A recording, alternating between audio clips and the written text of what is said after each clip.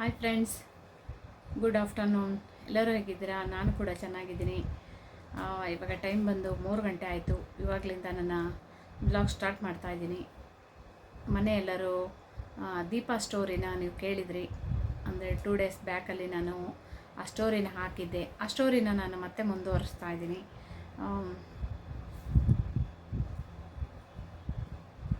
ದೀಪಾ ಏನಾಯಿತು ಅಂತ ಮುಂದೆ ಮತ್ತೆ ಹೇಳ್ತಾ ಇದ್ದೀನಿ, ಕೇಳಿ. ದೀಪಾ ಕಳೆದೋಗಿ ಸುಮಾರೊಂದು 2 ವರ್ಷದ ನಂತರ ದೀಪಾ ಮತ್ತೆ ಅವರ ಅಪ್ಪ ಅಮ್ಮನ ಮಡಿಲಿಗೆ ಸೇರ್ತಾಳೆ.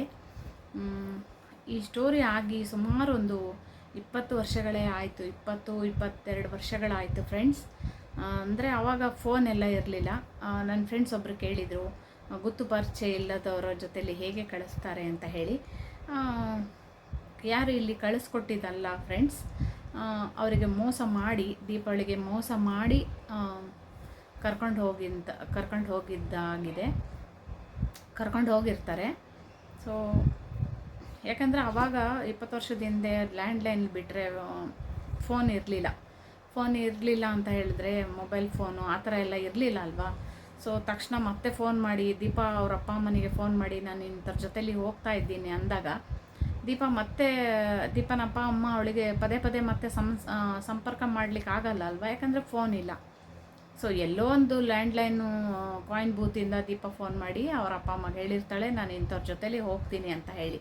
ಆಮೇಲೆ ತಕ್ಷಣ ಅವ್ರ ಅಪ್ಪ ಅಮ್ಮ ಕಂಪ್ಲೇಂಟ್ ಕೊಡೋದಾಗಲಿ, ಇನ್ನೇನೋ ಮಾಡೋದಾಗಲಿ ಅಷ್ಟೊಂದು ಆವಾಗಿನ ಒಂದು ಇದರಲ್ಲಿ ಅವ್ರ ಅಪ್ಪ ಅಮ್ಮ ಅಷ್ಟು ತಿಳುವಳಿಕೆ ಇಲ್ಲ. ಮತ್ತು ಏನು ಅಂದರೆ ಬಡತನ. ಎಲ್ಲೇ ಒಂದು ಪೊಲಿಟಿಷನಿಗೆ ಹೋಗ್ಲಿಕ್ಕಾಗಿರ್ಬೋದು, ಇನ್ನೆಲ್ಲೋ ಹೋಗ್ಲಿಕ್ಕಾಗಿರ್ಬೋದು, ಅವರಿಗೆ ಹಣದ ಅಗತ್ಯ ಇರುತ್ತೆ. ಸೊ ಅದರಿಂದ ಎಲ್ಲ ಸಿಚುವೇಶನ್ನಲ್ಲೂ ಅವರು ಏನು ಮಾಡೋಕ್ಕಾಗಿಲ್ಲ.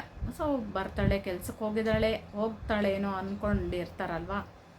ಸೊ ಅವಾಗೇನಾಯಿತು, ದೀಪಾಗೆ ಆ ವ್ಯಕ್ತಿಯ ಹೆಸರು ಹೇಳಿದಾಳೆ ಹೌದು, ಆದರೆ ಆ ವ್ಯಕ್ತಿ ಅವರೇ ಅಂತ ಹೇಳಿ ಯಾರು ಗೊತ್ತಿಲ್ಲ ಅಲ್ವಾ. ಇವಾಗ ನನಗೆ ಗೊತ್ತಿಲ್ಲ ಅನ್ನೋರು ಇರ್ತಾರೆ.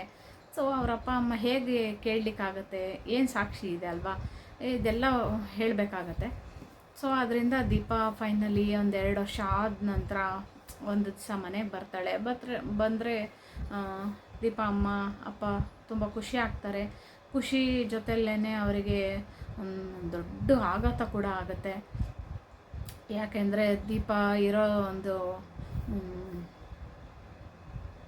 ದೀಪನ ನೋಡುವ ಒಂದು ಏನು ಹೇಳ್ತಾರೆ, ಅಷ್ಟೊಂದು ದೀಪ ಉಳ್ದೇ ಇರಲಿಲ್ಲ, ಆಯಿತಾ. ಹಾಗಾಗಿ ಬೇರೆ ಟೈಮಲ್ಲಿ ಮನೆಗೆ ಬಂದಾಗ ಅವ್ರ ಅಪ್ಪ ಅಮ್ಮ ಎಲ್ಲಿ ಹೋಗಿದ್ದೆ, ಏನು ಎತ್ತ ಅಂತೆಲ್ಲ ಕೇಳಿದಾಗ ಆವಾಗ ದೀಪ ಒಂದು ಏನಾಗ್ಬಿಟ್ಟಿದ್ಲು ಅಂತ ಹೇಳಿದ್ರೆ, ಒಂದು ಸರಿ ನಾನು ಇಂಥಲ್ಲಿ ಕೆಲಸದ ಮನೆಗೆ ಹೋಗಿದ್ದೆ, ಹೀಗಾಯಿತು ಅಂತ ಹೇಳೋ ಸ್ಥಿತಿಯಲ್ಲಿ ಇರ್ತಾಳೆ. ಇನ್ನೊಂದು ಟೈಮಲ್ಲಿ ಇಲ್ಲ ಈ ಥರ ಅಂತ ಬೇರೆ ಒಂದು ಮಾತುಗಳೆಲ್ಲ ಬರ್ತಾ ಇರುತ್ತೆ. ಅವಳು ಒಂಥರ ಒಂದು ಶಾಕಿಂಗ್ ಒಳಗಾಗ್ಬಿಟ್ಟಿದ್ಲು ಅನಿಸುತ್ತೆ. ಆಮೇಲೆ ಅವಳು ಡಿಪ್ರೆಷನಿಗೆ ಹೋಗ್ಬಿಟ್ಟಿದ್ಲು. ಏನು ಮಾತಾಡ್ತಾಳೆ ಅಂತ ಅವಳಿಗೆ ಗೊತ್ತಿರಲಿಲ್ಲ. ಒಂದು ಸರಿ ನಾನು ಕರೆಕ್ಟಾಗಿ ಈ ಥರ ಅಂತ ಹೇಳಿದ್ರು, ಇನ್ನೊಂದು ಟೈಮಲ್ಲಿ ಇಲ್ಲ ನಾನು ಈ ಥರ ಅಂತ ಹೇಳ್ತಾ ಇದ್ಲು. ಫೈನಲಿ ಅವ್ರ ಅಪ್ಪ ಅಮ್ಮ, ಅವ್ರ ಅಕ್ಕ ತಂಗಿ ಎಲ್ಲ ಅವಳನ್ನು ಹಾಸ್ಪಿಟ್ಲಿಗೆ ಕರ್ಕೊಂಡು ಹೋಗ್ತಾರೆ. ಹಾಸ್ಪಿಟ್ಲಿಗೆಲ್ಲ ತೋರಿಸ್ತಾರೆ. ಬಟ್ ಹಾಸ್ಪಿಟ್ಲಿಗೆ ಹೋಗಿ ಚೆಕಪ್ ಮಾಡಿದಾಗ ಇನ್ನೂ ತುಂಬ ದೊಡ್ಡ ಶಾಕೇ ಆಗುತ್ತೆ ಅನಿಸುತ್ತೆ ಅವ್ರ ಅಪ್ಪ ಅಮ್ಮನಿಗೆ. ಇಷ್ಟೊಂದು ನೋವು ತಿಂತಾರೆ ಅಂತ ಹೇಳಿದ್ರೆ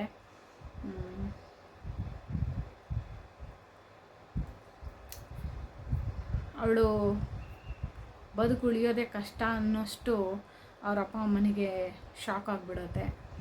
ಡಾಕ್ಟ್ರ್ ಹೇಳ್ತಾರೆ, ಇಲ್ಲ ಇವಳು ಜಾಸ್ತಿ ದಿವಸ ಬದುಕಲ್ಲ ಅನ್ನೋದೊಂದು ಆಗ್ಬಿಡುತ್ತೆ. ಈ ಕಡೆ ಇಷ್ಟು ದಿವಸ ಕೊರಗ್ತಾಯಿದ್ರು ದೀಪಾ ಇಲ್ಲ ಅಂತ ಹೇಳಿ.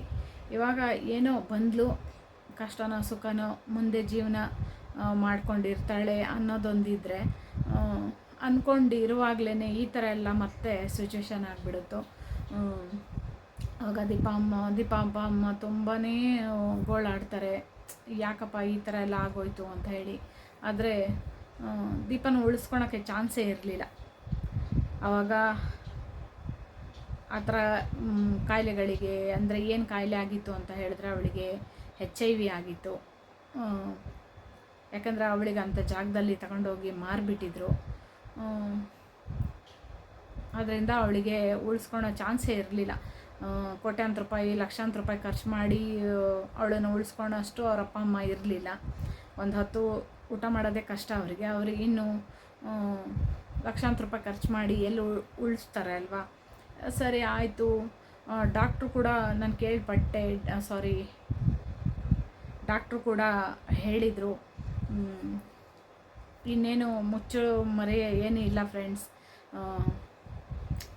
ಅವಳು ದೀಪ ಅಂತ ಹೆಸರು ಮಾತ್ರ ನಾನು ಹೇಳ್ತಾ ಇಲ್ಲ, ಅವಳು ನನ್ನ ಚಿಕ್ಕ ತಂಗಿ.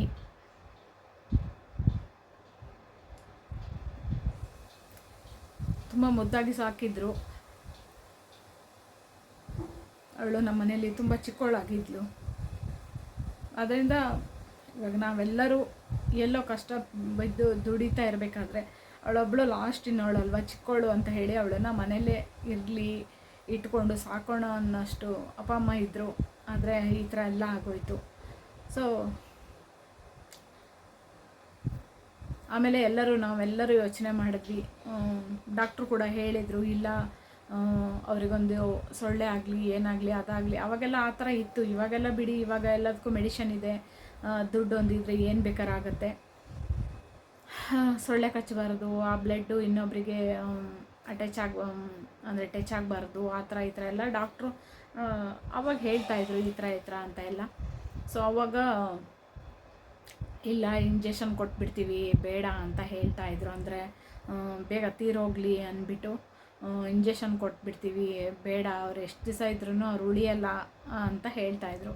ಆದರೆ ನಮ್ಮ ಅಪ್ಪ ಅಮ್ಮ ನಾವೆಲ್ಲರೂ ಒಂದು ತೀರ್ಮಾನ ಮಾಡಿದ್ವಿ, ಬೇಡ, ಅವಳು ಬದುಕಿರೋಷ್ಟು ಸಹ ಇರಲಿ, ಕಷ್ಟನೋ ಸುಖನೋ ಅನ್ನನ ಗಂಜಿನೋ ಕುಡ್ಕೊಂಡು ಇರ್ತಾಳೆ ಅಂದ್ಬಿಟ್ಟು ವಾಪಸ್ ಕರ್ಕೊಂಡು ಬಂದು ಸುಮಾರು ಒಂದು 2 ರಿಂದ 3 ವರ್ಷ ಅವಳು ಬದುಕಿ ತುಂಬ ಕೊರ್ಗಿ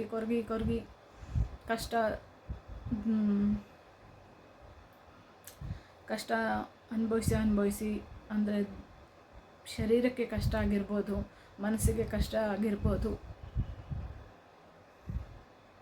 ಎಲ್ಲದರಿಂದನೂ ಕಷ್ಟ ತಡ್ಕೊಂಡು ಅಂತೂ 3 ವರ್ಷಕ್ಕೆ ಅವಳು ತೀರೋದ್ಲು. ಅದಕ್ಕೋಸ್ಕರ ಯಾರನ್ನೂ ಕಟ್ಟುಕತೆ ಹೇಳಲಿಕ್ಕಾಗಲ್ಲ ಅಲ್ವಾ. ಏನೋ ಸ್ಟೋರಿ ತಗೊಬಂದು ಕೂತ್ಕೊಂಡು ಮಾತಾಡ್ತಾರೆ ಅನ್ನೋ ನೆಸೆಸಿಟಿನೂ ನನಗಿಲ್ಲ. ಆದರೆ ನಾನು ಬೇರೆ ಹೆಣ್ಮಕ್ಳಿಗೂ ಇದೊಂದು ಪಾಠ ಆಗುತ್ತೆ ಅಂತ ಹೇಳಿ ಈ ಸ್ಟೋರಿ ಹೇಳಿದ್ದೀನಿ.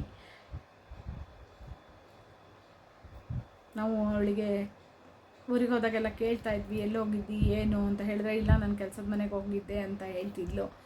ಇನ್ನೊಂದು ಟೈಮಲ್ಲಿ ಮತ್ತೆ ಎಲ್ಲ ಬೇರೆ ಥರ ಎಲ್ಲ ಹೇಳ್ತಿದ್ಲು. ನಮಗೆ ತುಂಬಾ ಹಿಂಸೆ ಆಗ್ತಾಯಿತ್ತು ಕೇಳಿ.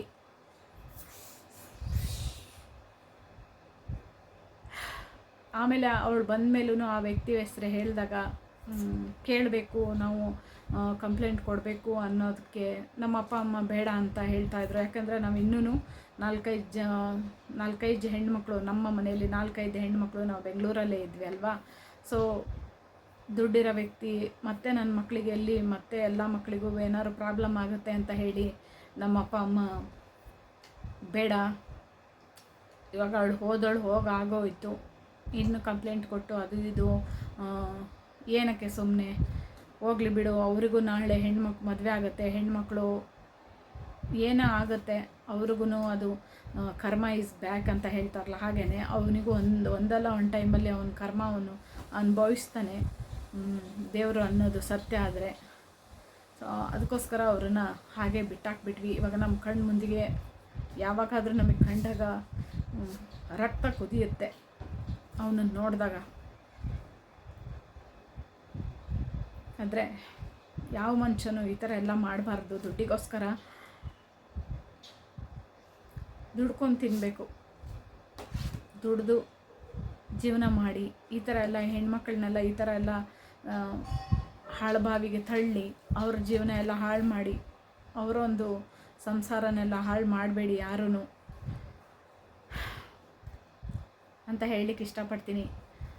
ಹೆಣ್ಮಕ್ಳು ಎಲ್ಲರಿಗೂ ಅಷ್ಟೇ, ಕಷ್ಟ ಅಂದಾಗ ಅಪ್ಪ ಅಮ್ಮನ ಹತ್ರ ನಿಮ್ಮ ಕಷ್ಟನ ಹೇಳ್ಕೊಳ್ಳಿ, ಅಕ್ಕ ತಂಗಿಯರ ಹತ್ರ ನಿಮ್ಮ ಕಷ್ಟ ಹೇಳ್ಕೊಳ್ಳಿ.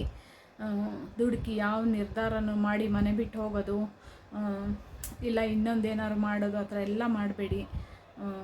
ದಯವಿಟ್ಟು ನಿಮ್ಮ ಹುಷಾರಾಗಿ ನೀವಿರಿ ಅಂತ ಹೇಳಲಿಕ್ಕೆ ಇಷ್ಟಪಡ್ತೀನಿ. ನಾನು ಈ ಸ್ಟೋರಿ ಹೇಳೋಕ್ಕೆ ನಂಗೆ ತುಂಬಾ ಕಷ್ಟ ಆಗಿ ಹೇಳ್ತಾ ಇದ್ದೀನಿ, ಯಾಕಂದರೆ ಮೊನ್ನೆ ಆ ಹುಡುಗಿದು ಸ್ಟೋರಿ ನೋಡಿದ್ರಿಂದ ನನಗೆ ನೆನಪಾಯಿತು. ಇದು ನನ್ನ ಒಂದು ಸ್ಟೋರಿ 4 ಹೆಣ್ಮಕ್ಳಿಗೆ ಸಹಾಯ ಆಗುತ್ತೆ ಅಂದ್ಕೊಂಡು ನಾನು ಹೇಳಿದ ತಕ್ಷಣ ಏನು ಚೇಂಜ್ ಆಗಲ್ಲ, ಆದ್ರೂ ನಾನು ಹೇಳಿದ್ದೀನಿ. ಕೆಲವ್ರು ಹೇಳಿರ್ಬೋದು, ಈ ಸ್ಟೋರಿ ಹೇಳಿದ ತಕ್ಷಣ ಎಲ್ಲ ಹೆಣ್ಮಕ್ಳು ಚೇಂಜ್ ಆಗಿಬಿಡ್ತಾರ ಅಂತ ಹೇಳಿ. ಯಾರನ್ನೂ ಚೇಂಜ್ ಆಗಲ್ಲ, ಅವ್ರವ್ರ ಪ್ರಾಬ್ಲಮಲ್ಲಿ ಅವ್ರು ಇರ್ತಾರೆ. ಹೇಳಬೇಕನ್ನಿಸ್ತು, ಹೇಳಿದ್ದೀನಿ. ನಾನೇನಾದ್ರು ತಪ್ಪು ಮಾತಾಡಿದರೆ ದಯವಿಟ್ಟು ಕ್ಷಮಿಸಿ. ನನ್ನ ಸ್ಟೋರಿ ಇಷ್ಟ ಆದರೆ ನಿಮ್ಮೆಲ್ಲರ ಸಪೋರ್ಟು ನನಗಿರಲಿ. ಒಂದು ಲೈಕ್ ಮಾಡಿ, ಶೇರ್ ಮಾಡಿ, ಕಮೆಂಟ್ಸ್ ಮಾಡಿ, ಮರೆಯದೇನೆ ಸಬ್ಸ್ಕ್ರೈಬ್ ಮಾಡಿ. ಮುಂದಿನ ವಿಡಿಯೋದಲ್ಲಿ ಮತ್ತೆ ಸಿಗ್ತೀನಿ. ಅಲ್ಲಿವರೆಗೆ ನಮಸ್ಕಾರ ಫ್ರೆಂಡ್ಸ್.